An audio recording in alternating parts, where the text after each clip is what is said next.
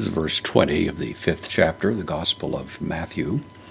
Jesus has been insisting that he has not come to violate the law, to break the law, but that in fact the entire corpus of the law is going to be brought to its full expression and realization in him.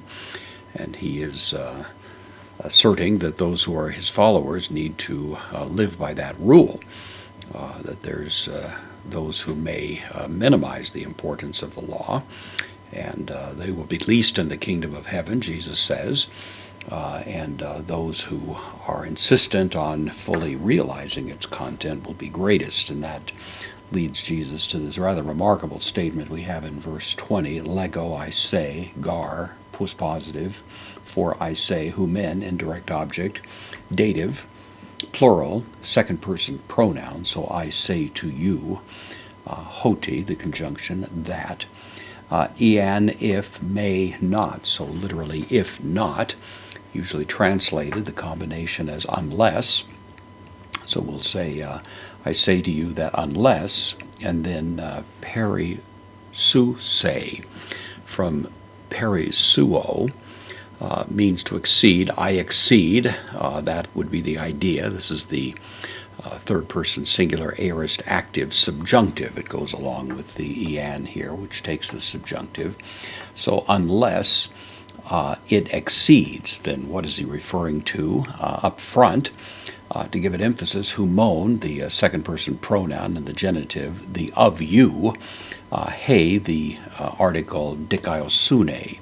So unless the righteousness of you, your righteousness with emphasis, exceeds, and then to add even more emphasis to it, pleion, which means greater than, exceeding is the idea. It's just really piling on the emphasis here. This is a adverb, takes the genitive. So unless it exceeds, exceeding, we might say. And then tone, grammatuon, this is the scribes, the genitive plural, kai, pharisaion, and the Pharisees. So unless your righteousness exceeds, greater than that of, it's implied here, the righteousness of, although that's not strictly stated here, of the scribes and Pharisees, then may, again the combination not.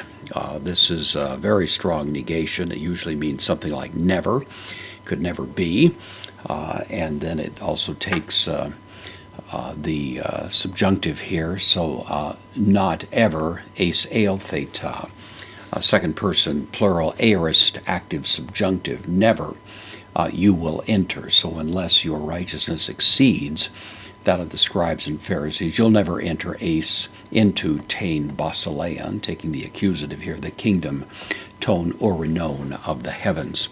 It's a rather striking statement, of course, and it might plunge a person into some degree of despair, realizing that these characters that were the scribes and Pharisees were professional, embracers of the law, that was their whole purpose in life, and it might seem somewhat preposterous to think you would exceed that level. But of course, what Jesus has in mind, which becomes quite evident even in the Sermon on the Mount and certainly in the whole gospel account, is that Jesus is making the entire matter a matter of the interior life. The scribes and Pharisees were certainly meticulous in keeping the letter of the law, and yet at the same time would violate the law in rather extraordinary ways, as Jesus himself will condemn them on occasions for doing that.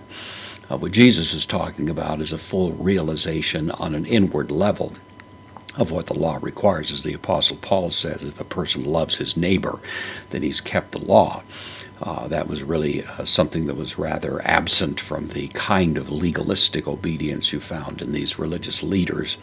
And for Jesus, it means that there's going to be an obedience that stems from a far deeper level of in conformity and submission to Christ and his law, that flows from an inward disposition rather simply an external behavior.